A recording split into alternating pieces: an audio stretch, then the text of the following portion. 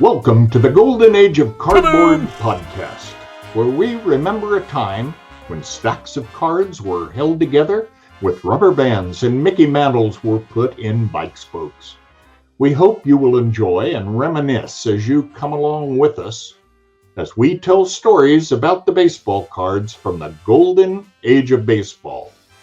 We will examine the state of the vintage baseball card market and talk to some of the greatest collectors in the hobby.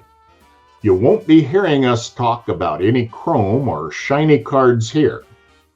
Now, to take you on this retrospective journey, here's your host, direct from the shallow end of the gene pool, my son, Mike Moynihan.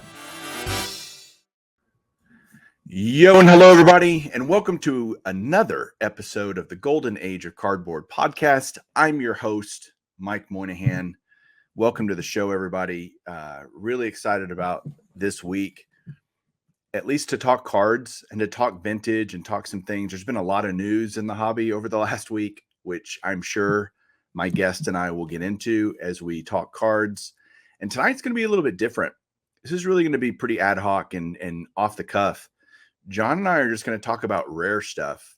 By the way, my guest tonight, if you don't know who he is, his name is John Mangini. He has a amazing YouTube channel called the Mangini Collection. In fact, I kind of did a video not too long ago where I discussed the collections that I enjoy seeing the most on YouTube. Not necessarily, it wasn't about the friends, although a lot of the guys that I discussed are my friends, including John. And guys that I can talk to about cards and discuss things. That wasn't it. These are just guys' collections that I just think are amazing. I love the way they talk about them. I love the stories they tell. And John was my number one guy. And I think he might have been taken aback a little bit by that. I'm saying all this now while he's not here because I don't want to embarrass him, although he doesn't get embarrassed too easy. He does nunchucks and stuff.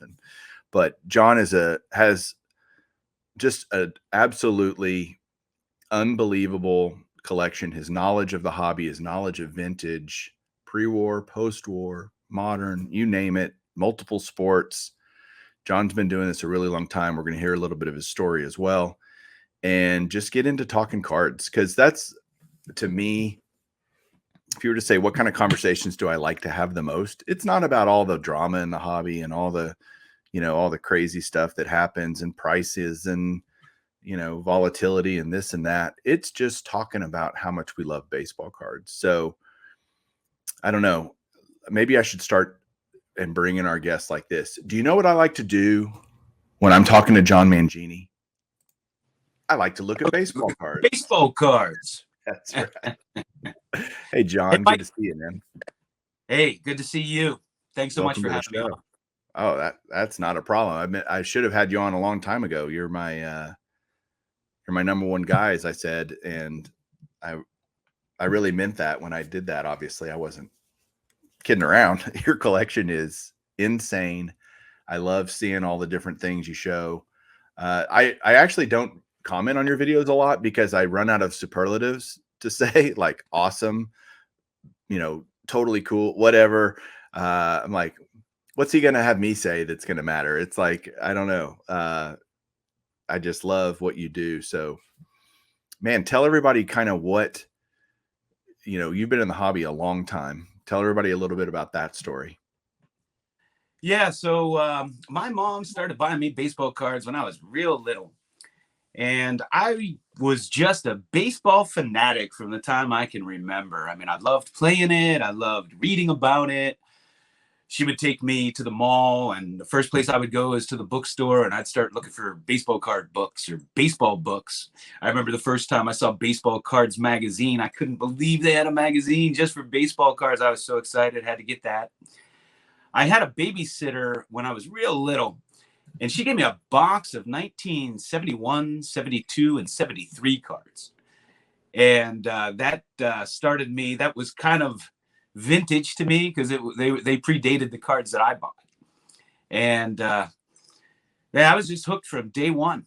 And when I was a little kid, my dad would tell me about the old great players, and I would read about them. And so I just had a fascination with the real old players.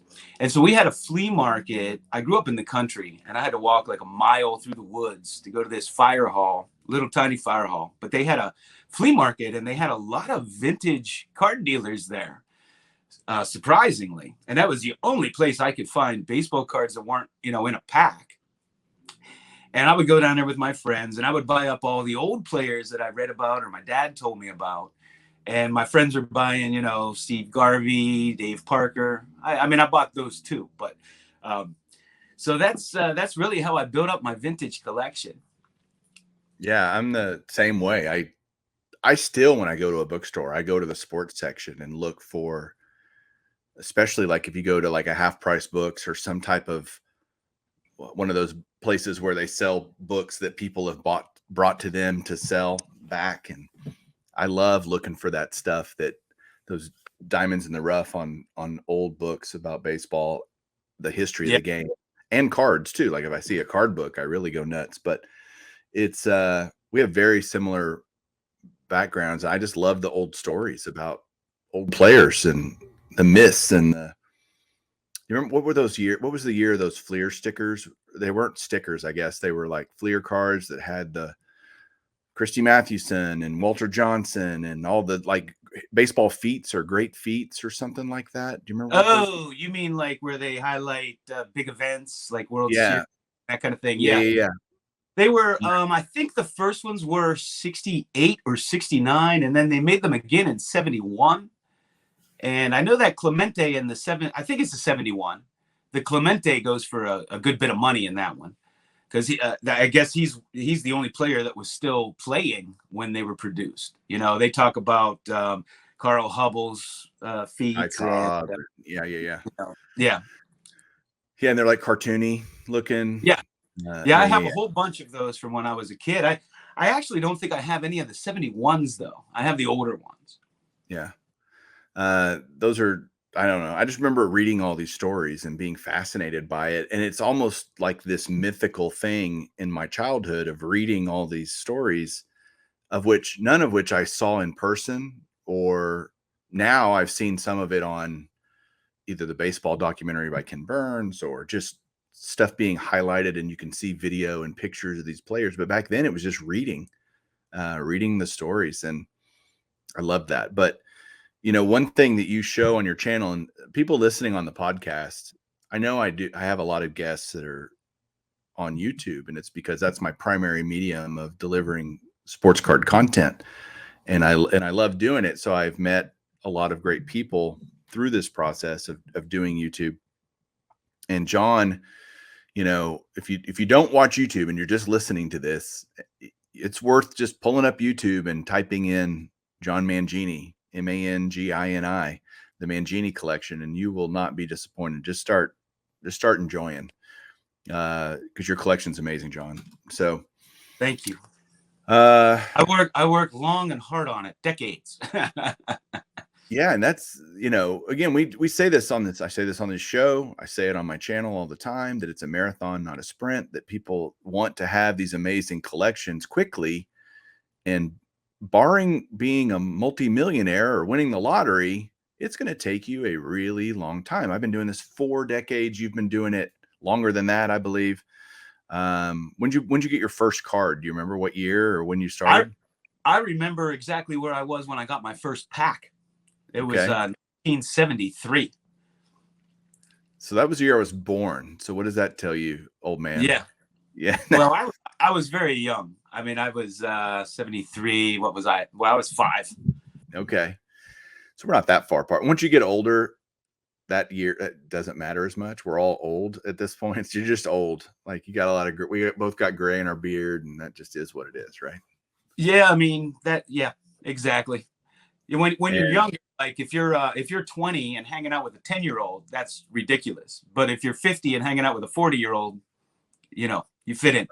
Yeah, much easier to have common interest at that point, for sure. Right. So one thing that I think you specialize in that I love is you show stuff, and there's been a lot of times I've watched your channel and said, I've never seen that before. The rare stuff that you have is exquisite. I'd love to just, as we talk through kind of the golden age that we try to focus on this podcast, showing some of your rarer cards. But first, I think it's only fair, given that it's been about what has it been, 5 or 6 days, I guess, since the Topps news dropped that Fanatics was taking over the MLB license and MLBPA licenses in a few years. It's not happening tomorrow. What's just your general take, and then maybe what you think, how it would affect vintage, plus or minus? Yeah, so my initial reaction was one of a little bit of sadness, like kind of the end of an era. And I made a video where I played taps, and I showed a card from every Topps set up until 76, like all the main rookie cards, starting with 1948, which a lot of people don't realize that was the first year they made baseball cards. Anyway, it was meant to be kind of tongue in cheek, how sad I am. Right. But after digesting it and thinking about it, I mean, we don't know what's going to happen, really. And does Fanatics, do they have a factory to produce cards? Because when Hostess wanted to make cards, or Kellogg's wanted to make cards, or anybody else, they went to Topps and had to make them, right? Is that what's going to happen now? What do you think? Well, first of all, none of the card manufacturers actually make their own cards. That's all third party. They all hire that out to, really, it's all here in Dallas, Fort Worth.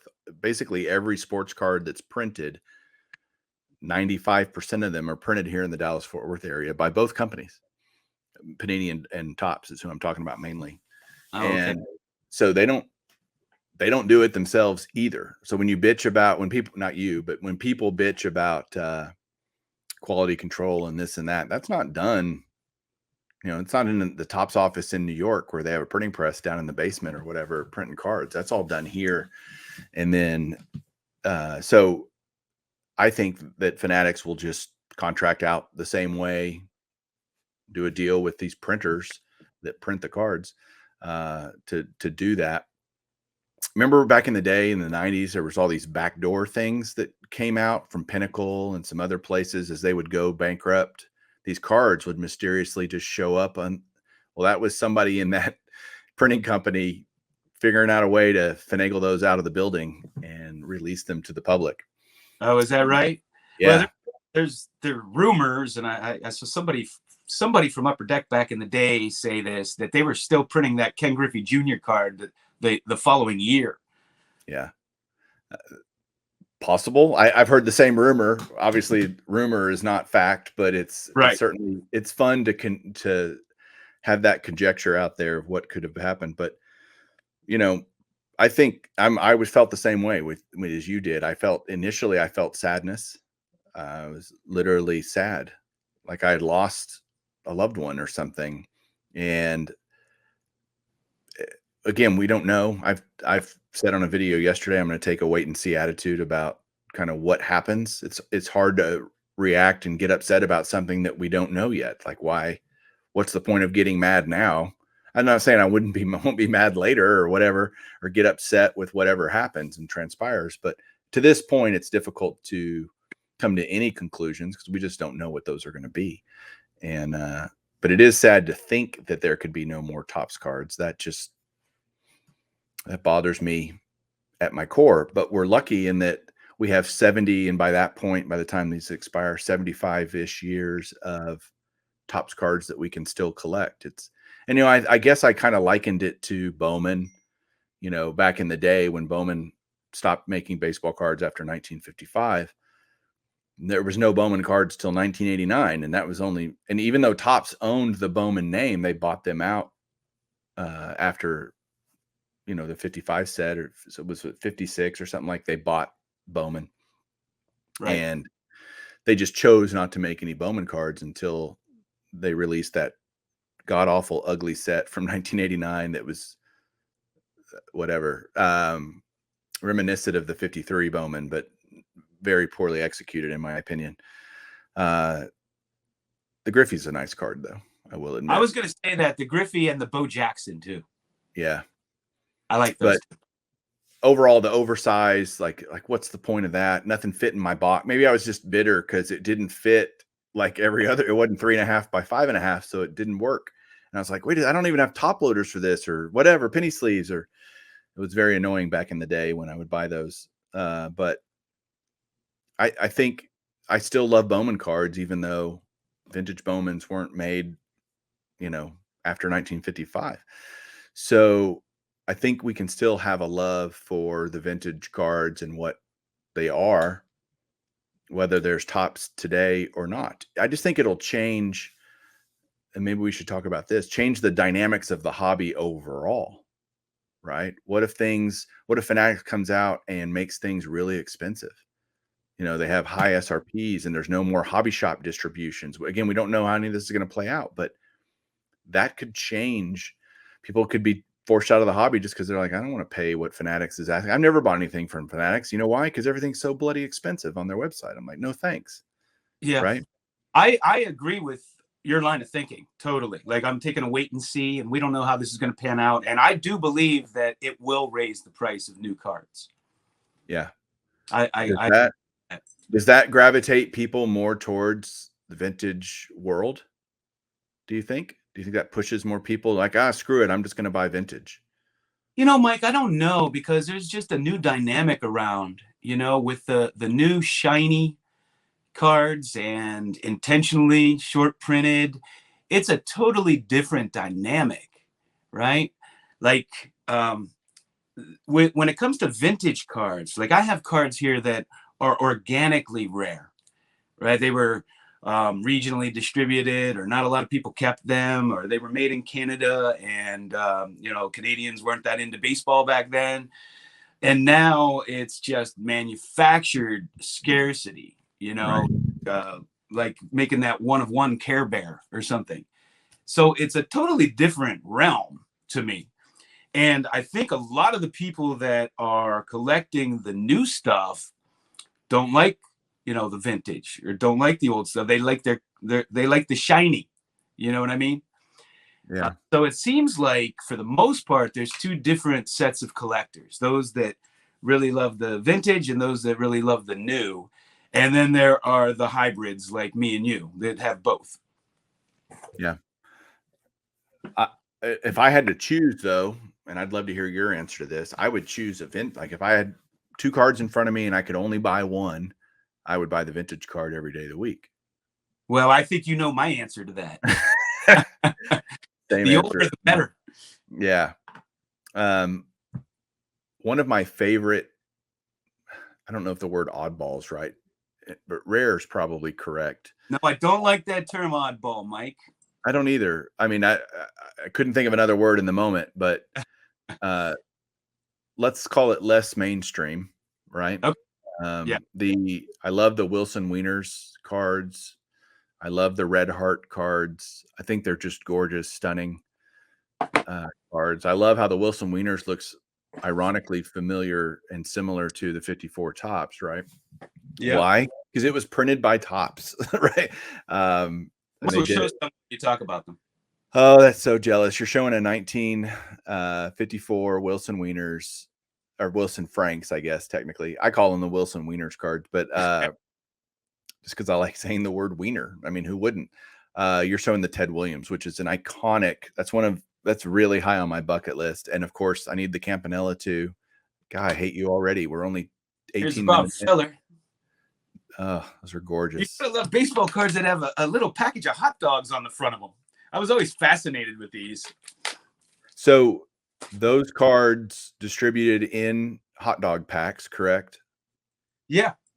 Yeah. I believe so. I'm actually not sure. Now, there were a lot of hot dog cards, and they're all rare.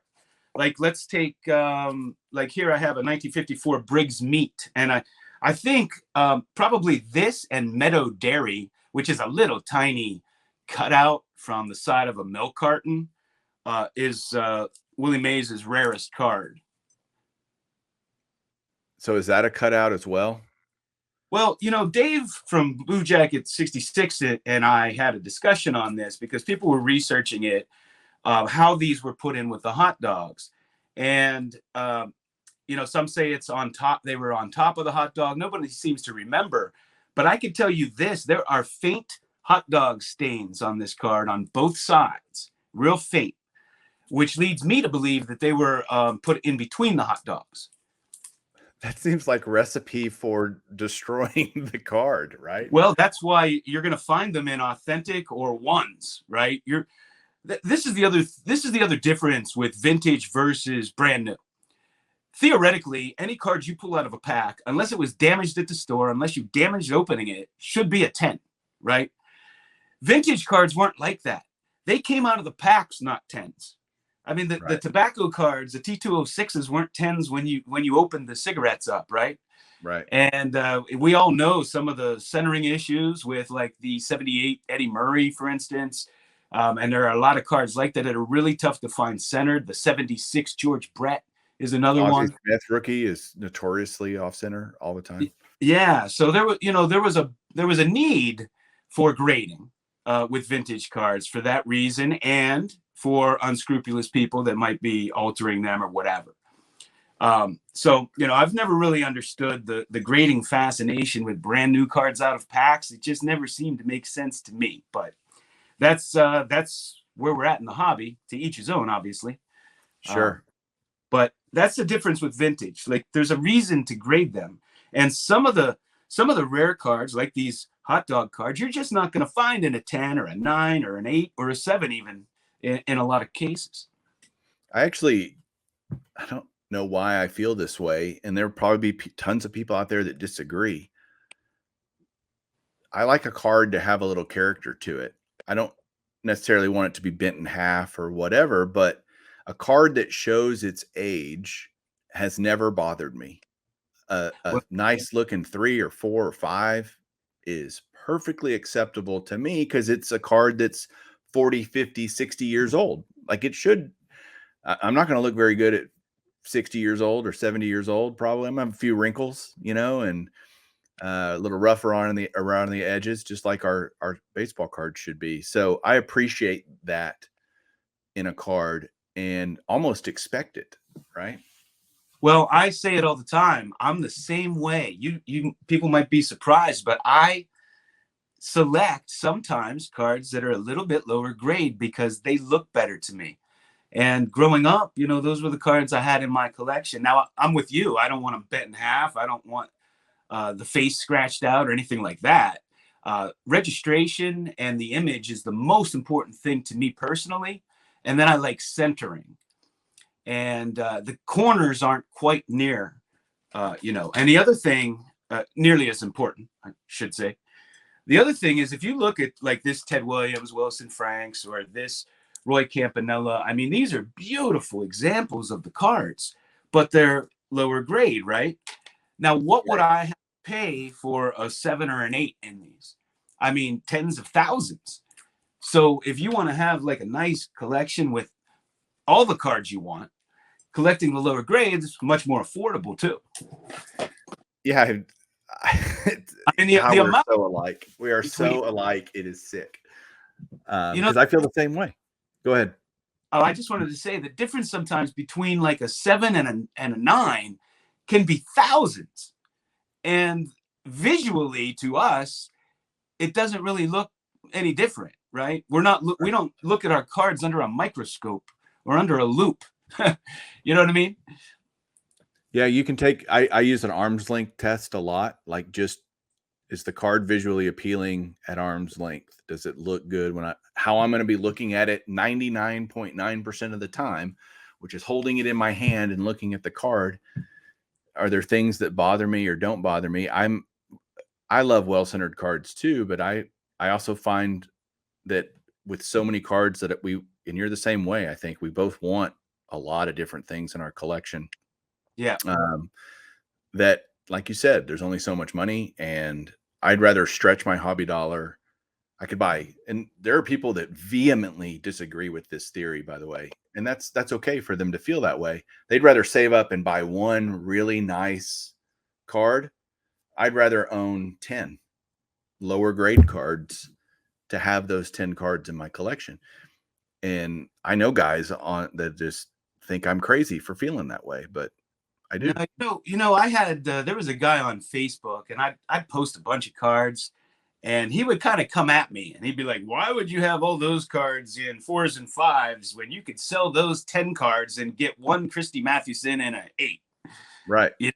And I'm like, I'd rather have all these cards than just one Christy Mathewson. But in collecting, it's to each his own, right? You should do what makes you happy. What makes me happy is having cards represented from as many sets as humanly possible. So I don't have the most expensive collection, right? Like you might have one card that's worth more than my entire collection, but I'm willing to bet I have the most extensive collection in the world. I have just about every set represented. I have just about every era, just about every sport.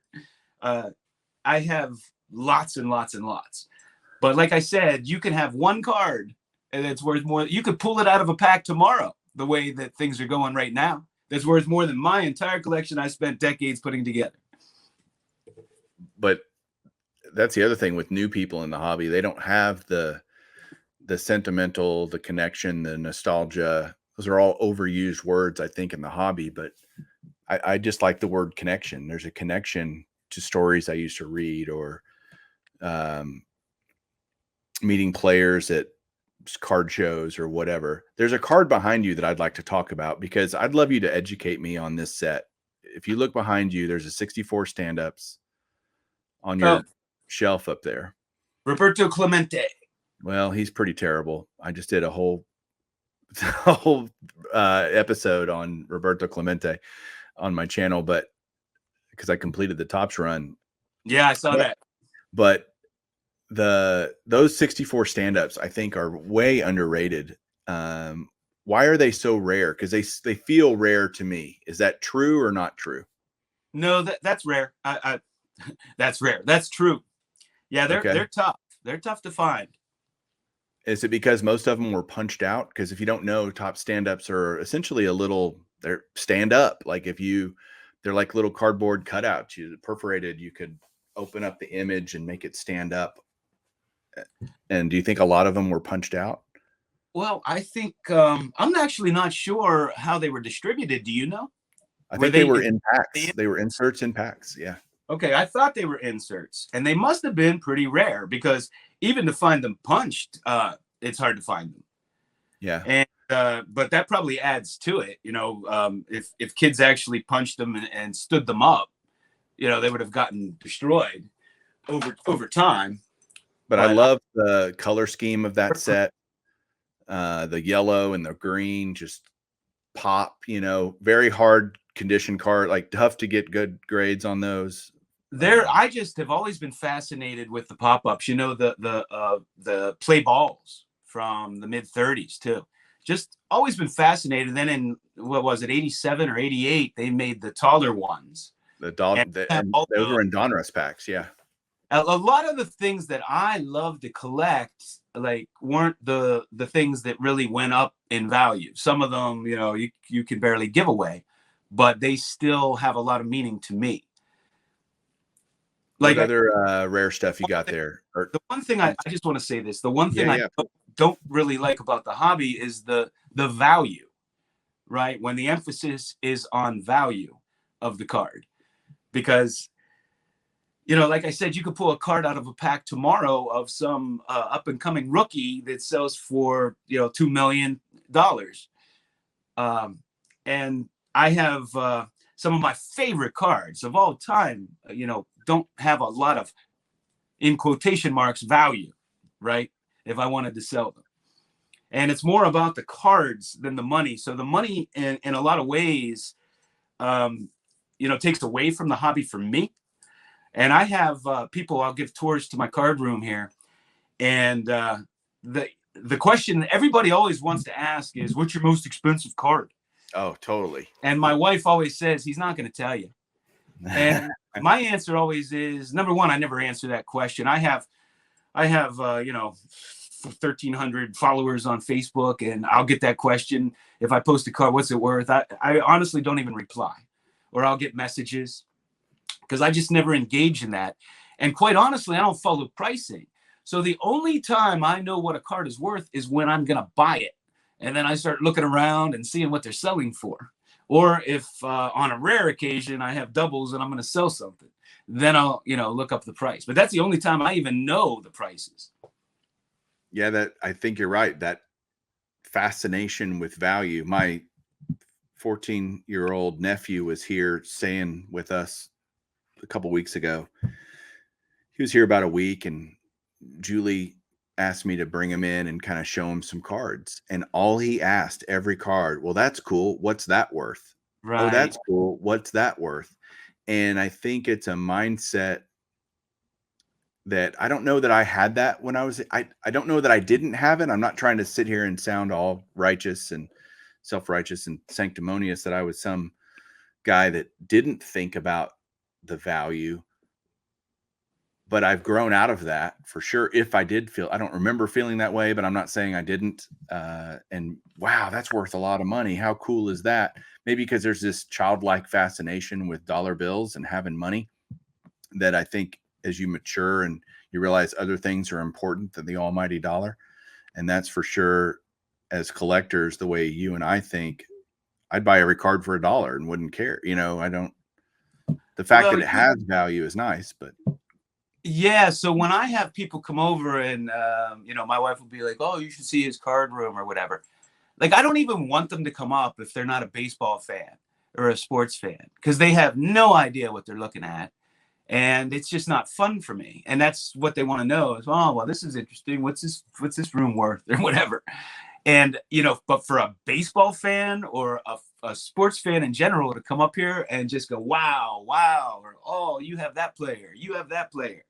Because when I was little, we were sports fanatics. I grew up in the country. We had a different field for every sport. That's all we did every day. And we would walk to the store and buy packs of cards or walk to the flea market. And cards were like currency to us, right? But it was about the cards. It was about the players.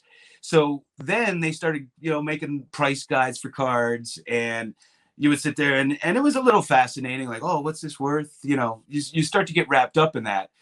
And then, the kind of the boom came where cards actually started to have some decent value. And people would get the magazines or the weekly publications, monthly publications. And the first thing you do, or you buy a Beckett at the bookstore, is go through and start looking up the price of your cards, what the value of them, what are they worth. And so there is a fascination with that. There's no doubt about it. But it's a good thing. But then it also kind of takes away from the hobby itself, from the cards themselves. And I look at the boom, and we've done videos, we collapse and using words that really trigger people. Like, why do you want the hobby to fail? We'll hear. And I'm like, I don't want the hobby to fail. I just don't need the hobby to be, out of reach for, like, I just have to pay more, and that doesn't make me happy. Why can't I be unhappy about it? Like, I'd rather just pay less. Cause I don't plan on selling anytime soon. In fact, I don't know that I ever will. It's more of a question of what's my wife going to do with it if I get hit by the proverbial turnip truck. So I'd like her to get some value out of it, but at the same time, I do it because I love it, right? Again, it's cool, and people ask when they come to what's your same questions, or what's your most expensive autograph? What I love is I have so much, like, I have 35 Fergie Jenkins autos or whatever. I have so many of all these players that, especially when they're, like you said, when they're baseball fans or sports fans, and I go, all right, who's your favorite player? And they'll name a player. And I'll go grab an autograph of that player and give it to them, especially if mainly this is for kids, not necessarily for the adults that come over, although I've done it for some adults that have come over. But if the kid comes over, who's your favorite player? And, or I'll give them an old player, like an autograph that I have, plenty of, like, it's not any skin, whether it has value or not is irrelevant. And I say, hey, go learn about this player. I want you to go read his Wikipedia page or look at Baseball Reference, or go learn about this person and who they were and their impact on the game. And it's invariably a Hall of Famer, because that's what I have most of, right? And I'll follow up with those kids. Hey, what'd you think of so-and-so? Well, I haven't read about him yet. okay, go do that. And then I'm going to call you in a week and see what you learned. And that's fun, teaching these kids to think beyond just the now, to respect the past, to respect the history. Because baseball, by and large, is pretty much the same sport. It's been played for 150 years the same way, right? Yep. Other than, For the most part. By and large, right? More than any sport. More than any other sport, for sure. I mean, right? Like basketball, the 3-pointer was added. In football, the 2-pointer was added. They added games. They changed the rules dramatically. The Mel Blount rule. And hockey changed the game to make it faster. So now we have 9 to 7 games instead of 2 to 1 games. So baseball, even though it's gone through some changes, has changed the least, I think. I agree. And that's why I think the history of the game and the numbers of the game mean so much to people that know what those are. If I tell a baseball fan, what does 56 mean? What are you going to say? Joe DiMaggio. If I say 406, what are you going to say? 406, Ted Williams, 1941. That's right. Well, both those things happened in 1941. Yes, they did. And DiMaggio won the MVP. And which is, Ted Williams was pretty pissed about all that, by the way. He thought he should have won a few more MVPs. What if I said 714? Babe Ruth? Yeah. So, I mean, there's just numbers that mean something in baseball that you don't go, I mean, other than Wilt Chamberlain scoring 100 points in a game, I can't think of another thing in basketball that I just go, wow, that's a historic number. Yeah, right? I never really thought about it, but you're right. I mean, I could do dozens of those numbers and you would know exactly what I mean by just saying a number, which is crazy. And it's a sport that does that like none other, where those connections throughout history matter. We all know what hitting 300 means. We all know what 3,000 hits means in a career, 500 home runs. Those have significance today, just as they did 50 years ago, 80 years ago.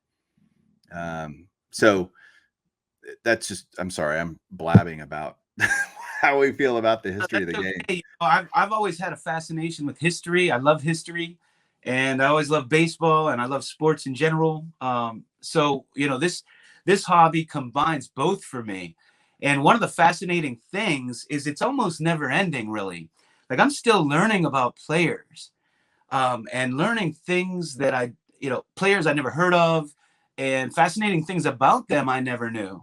Like I just did a video on this 1939 play ball, Mel Almada. Did you ever hear of him? Never heard of him. Not till you showed the card. Well, do you know that he is the first Mexican to play in Major League Baseball? I did not know that. He's essentially the Mexican Jackie Robinson, and he holds 2 places. He got the last hit off of Babe Ruth as a pitcher. Very cool. Yeah, and I learned that. Yeah, and you just learned that, even though you've been doing this forever, right? Right. And yeah, that's the cool thing that baseball can do. That is different. It's just different, and it's special for sure. Yeah. All right, what else you got in front of you? I know you got a ton of cards. So what do you want to look at? So Stan Musial didn't have cards like in the 56, 55, 57, but in with Topps or Bowman. But in 1955, they produced cards that were, I guess they sold a baseball glove that was the Stan Musial, and it came in a box with cards that you could cut out. And so in 1955, he actually does have cards, and not everybody knows about them. There were 4 different ones. That's one there. Here's another one. You familiar with these, Mike? No, I've never seen those before till you're showing them to me right now. Yeah, so like I have the mainstream cards, right? Like in 54, you have the Hank Aaron rookie, the Ernie Banks rookie, the Al Kaline rookie, a great Jackie Robinson. And these are the mainstream cards you see all the time over and over again, right? But I've always been fascinated with the obscure, right? The stuff you never see. and the stuff people don't even know exists. You know, like a lot of people aren't familiar with these Johnston cookies from Love those. 50. What were they? 53, 54, and 55. Yeah, they're awesome. You know, they're well, I know everybody likes to bust my chops about saying rare, but you know, they're pretty rare. And Go back to the Mutual. I want to ask you some questions about those, because are they all blue background, all 4 versions? Do they have that? Yeah, they were on the side of boxes, and you can still find the box with the glove and everything. It's pretty rare, but they exist. So are those hard to find, just the cards themselves? Yes, they are. Yes, they are. Where did you get yours, might I ask, if you can remember? Well, that's a good question. I got this PSA one off of eBay, a seller I buy from. Okay. And that's where I get most of my cards, actually, because I live in South Carolina currently. And when I'm from Pittsburgh, when I lived in Pittsburgh's a sports town, you know, and they have lots of card shows. They have lots of card stores back when I lived there, at least. And down here, there's just no card shows. There's no card stores. And so I'm kind of limited to the internet, which is fantastic because, you know, when I was little going to those flea markets, I just bought whatever I could get my hands on, right? I couldn't be choosy. I couldn't pick and choose what cards I wanted. I could just buy them when I saw them or when I found them. And so nowadays, if you know about something, you can search it, you can buy it like instantaneously, usually, which is awesome. Yeah, totally.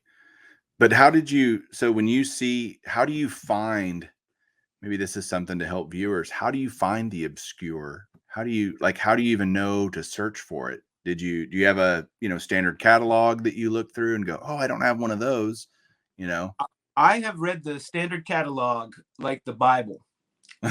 I go through there, and there are times where I just have to put it away because it makes me spend too much money. Okay. And so, yes, I have studied that. And then, of course, I love getting Sports Collectors Digest, and they will feature different sets. And the same with the PSA magazine. Same with Beckett. Beckett Vintage is phenomenal. I love that magazine. And, you read about something, or somebody might post something on Facebook or show it on YouTube, and then you want it. That's more recent.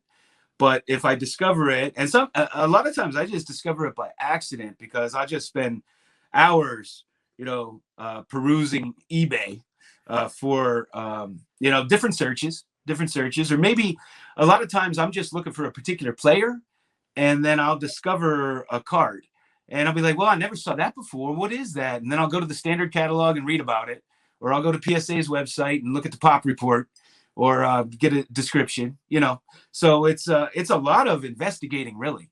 And a lot of the cards I have found that are rare, it was an accident. I didn't know they existed. And once I found out, I just had to have them, that kind of thing. Yeah, that's kind of the funnest discoveries you can make. Yeah, let me share this. So I'm going to show now the 1977 Topps cloth. You're familiar with these, right? Very. Love them. Okay, what a lot of people aren't aware of is, did you know that this was the 3rd attempt? I did not know that. So they made them in 1972. I have 2 of those. Willie Davis. They were a test, and they never made it out. So all the ones that made it out came from employees or the garbage from Topps. And then the even more rare, in 1976, they made a test. And it's only Duffy Dyer and, I'm going to mess up his last name, Bob Apicada or something. Do you know who I'm talking about? I do, actually. Sadly, I do. Yeah, I always mess up his pronunciation. I can spell it for you, but I can't pronounce it because I can see it on his baseball card. Yeah, and I knew how to pronounce it at one time. But anyway, they were the only 2, and they tested these out before they made the 1977 ones. And the only ones that made it out, like I said, had to be from Topps employees. And I have the Duffy Dyer here. And of course, I had to get the Pittsburgh Pirate. Yeah, sure. Why wouldn't you?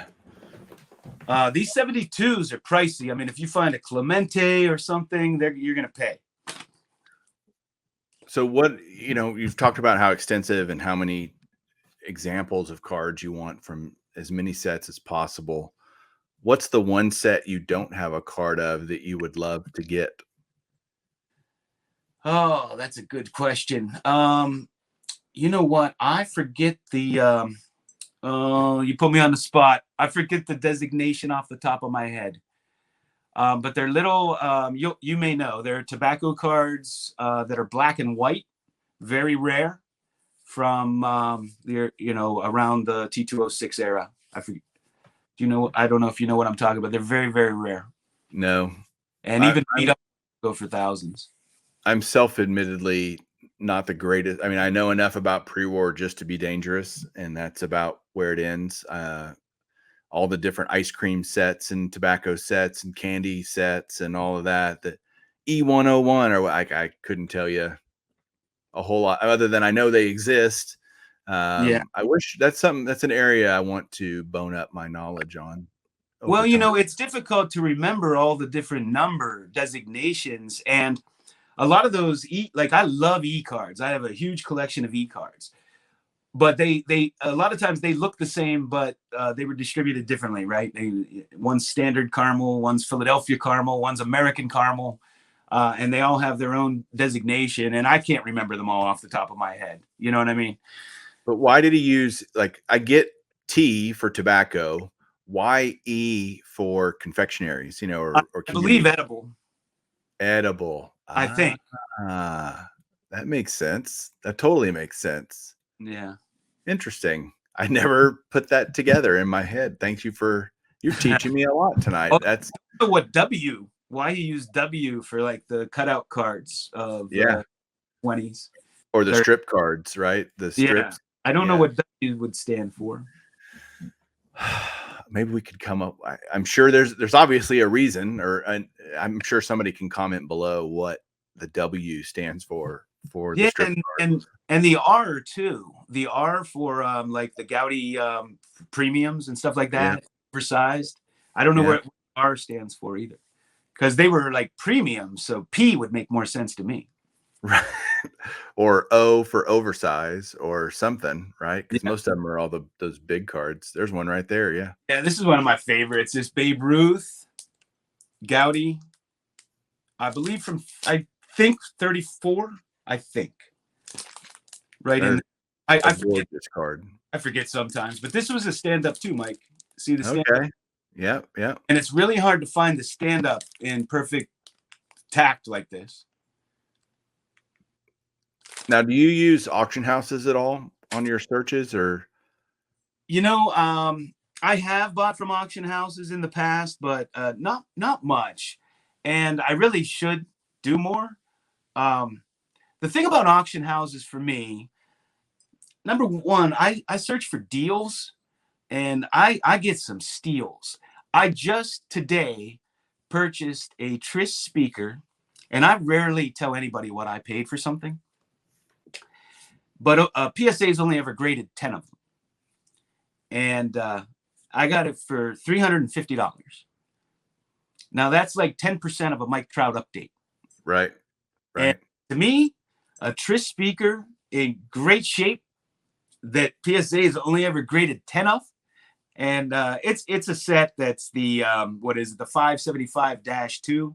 And they call it the Shoulder Signature Series. They all have, I have the Ty Cobb too. They have the signature across the shoulder. But that set is so rare. And the -1's even more rare. So did you find that just on a random eBay search? Or? Yes. So back to my point, I got a little distracted there. Sorry. That's okay. The auction houses, they get the Nuff Said cards of the world. They get the Blue Jacket 66s of the world. The Mike Monahans of the world.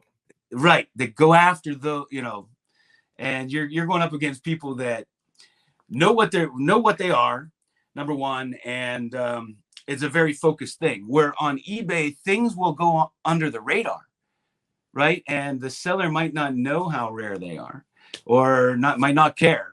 I have seen listings on there for years. I have literally watched things for years, and I have to keep watching them and keep watching them and keep watching them. And then you make an offer and they'll take it because it's been on there for 2 or 3 years, right? So that's how I get my deals. I mean, you just a lot of searching and looking, but I think people would be shocked how little I pay for most of my cards. I haven't paid top dollar, and that's why, like, right now is a little frustrating for me because some of the cards I would have, knowing what I know now, as we all say, I would have picked up, but now they're just out of my reach. I'm just not going to pay those prices now unless they come back down. They will. Don't worry. That's coming. Yeah, I think they will too. I do. And I think that's good for the hobby, honestly. That's going to sound counterintuitive, but I think nothing can go up meteorically forever. This parabolic, rise in card prices is not sustainable. But I know you didn't go to the National this year. Have you been to a National before? Mike, I'm embarrassed to say I never have. I don't even know how you call yourself a card collector. You should just quit. I know. So do you think you'll go to a National ever, or does that intrigue you? I'm definitely going to go, and I'm going to go next year.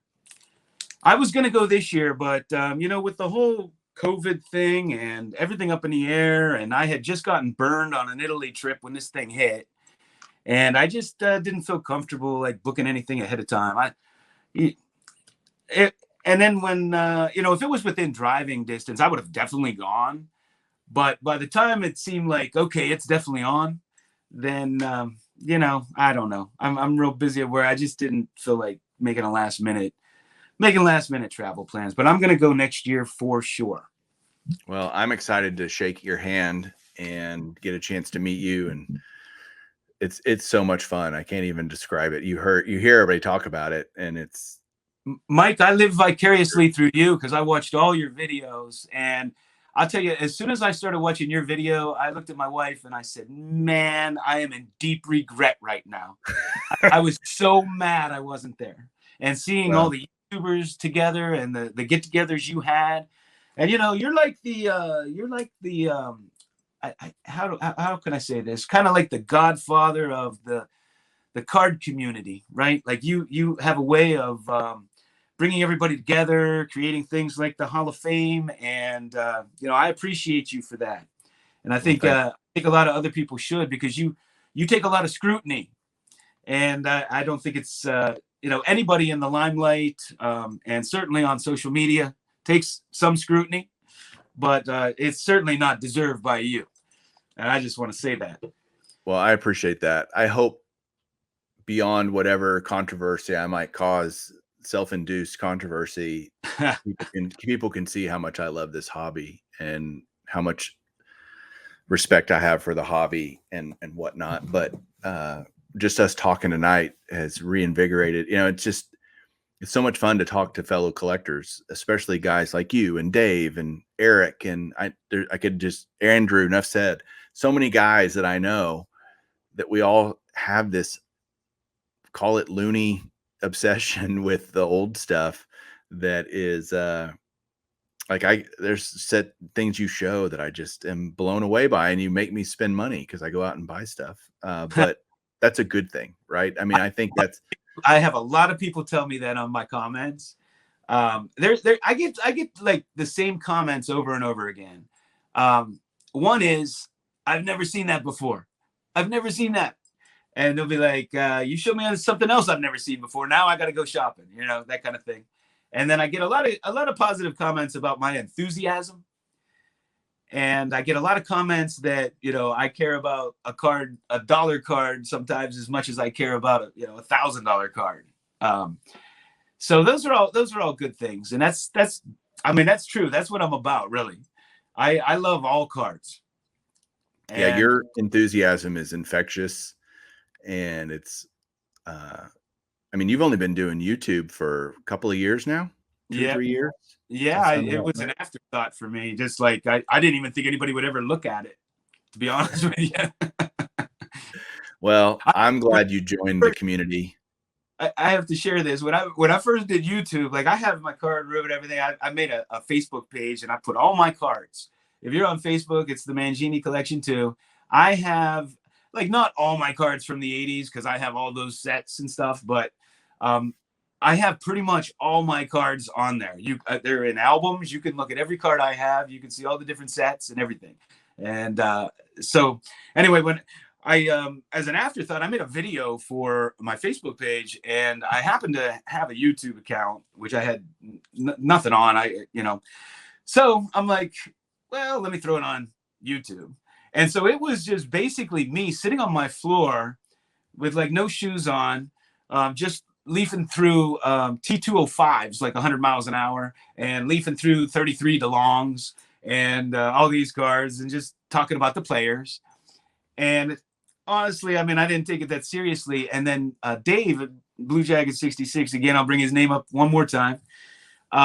He saw my video, and he gave a shout out, and he did a video where he was telling me how to do YouTube basically. And he's like, you need to slow down. I want to see those cards.